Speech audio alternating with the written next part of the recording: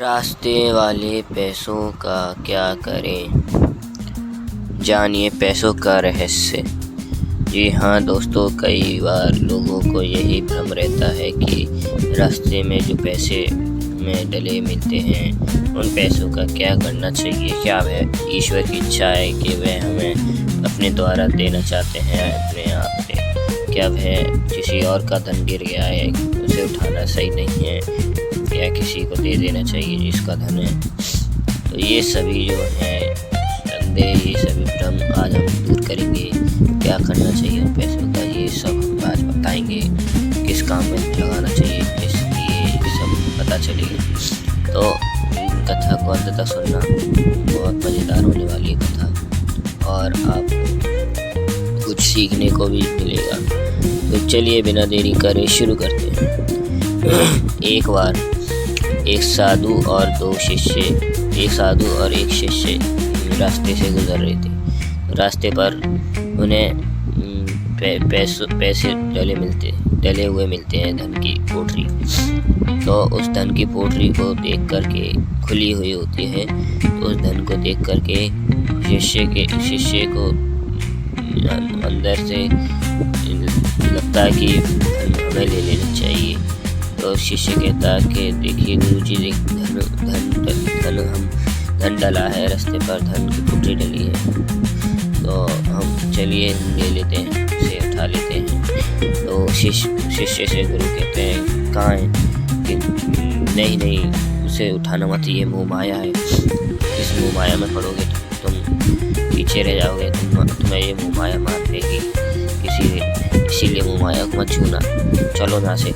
इस तरह कहकर वे उसे ले जाते हैं। तो कहता है कि पर क्यों गुरुजी, बताइए। तो तब गुरुजी उसे समझाने के लिए एक पेड़ के पीछे बैठ जाते हैं और शिष्य को लेकर पेड़ के पीछे छिप जाते हैं और वहाँ से छिपकर फिर उसे समझाने के लिए उसे आगे से दिखाते हैं अनुभव करा के।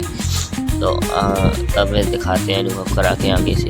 तो रास्ते से 4 भाई गुजर रहे होते हैं। 4 भाई देखते हैं धन को, तो उनके मन में भी लालच आता है, जैसे शिष्य के लालच आया था कि धन रखा है। तो वह मोह माया की भीमा समझाने हेतु उसे वहाँ पर दिखाते हैं सारा जितना भी जो वहाँ पर दृश्य चल रहा था। तो 4 भाई धन को देखकर उठा लेते हैं और कहते हैं चलो भाई, अब हम इस धन को आधा बांटेंगे चारों। तो चारों में से 2 भाई कहते हैं कि अच्छा, लेकिन अभी हमें क्या करना चाहिए इसका, कि पहले भूख लग रही, कुछ खा लेते हैं। तो उसके लिए थोड़े से पैसे भोजन के लिए ले गए। तो 2 भाई भोजन लाने को गए और 2 भाई वहीं बैठे रहे। तो 2 भाई जो भोजन लाने गए थे वे सोच रहे थे कि हम भोजन लाएंगे तो उसमें जहर मिला देंगे, जिससे ये खाएंगे तो ये मर जाएंगे दोनों भाई, और हम दोनों भाई आधा बांट लेंगे। इस तरह वो दोनों भाई वार्तालाप करते हुए जा रहे थे। तो उधर वो इस तरह कह रहे थे, इधर ये दोनों भाई जिनके पास धन था वो बैठे थे, इंतजार कर रहे थे। वह ये सोच रहे थे कि ये दोनों आ जाएंगे तो हम इन्हें बंदूक मार के, गोली मार करके धन जो है, पैसा जो है, हम खुद रख लेंगे आधा बांट कर। इस तरह दोनों के अंदर इतना लालच आया था कि भाई एक दूसरे को मारने के लिए सोचते हैं। तो तभी से वे जो है बाजार से भोजन लेकर आता है, दोनों लेकर आते हैं। तो दोनों भाई देखते हैं दूर से उन्हें गोली मार देते हैं और वह वहीं के वहीं मर जाते हैं।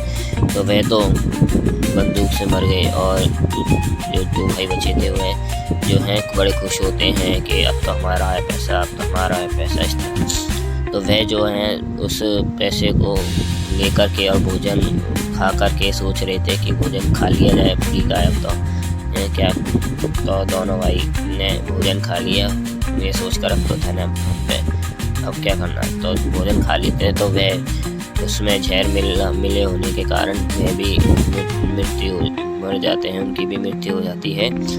इस तरह चारों भाई का अंत हो जाता है, सिर्फ एक माया के चक्कर में, सिर्फ एक धन के चक्कर में, सिर्फ एक लालच के चक्कर में। इस तरह शिष्य ये दृश्य देखकर समझ जाता है, तब गुरुजी की बात को मानता है, तब गुरुजी समझाते हैं। फिर इस तरह कहानी का अंत होता है, कथा का अंत होता है। उम्मीद करता हूँ आप समझ गए होंगे।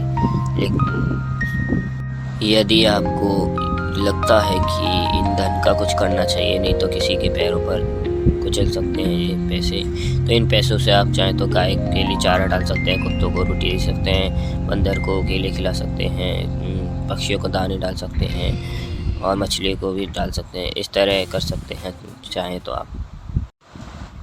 यदि वीडियो अच्छी लगी हो तो लाइक कर देना, एक लाइक करके सब्सक्राइब भी कर लेना चैनल को, जिससे कि और ऐसी वीडियो आपको मज़ेदार सुनने को मिले, जानकारियाँ मिले, और ज़्यादा से ज़्यादा दोस्त रिश्तेदार को शेयर करना इस वीडियो को।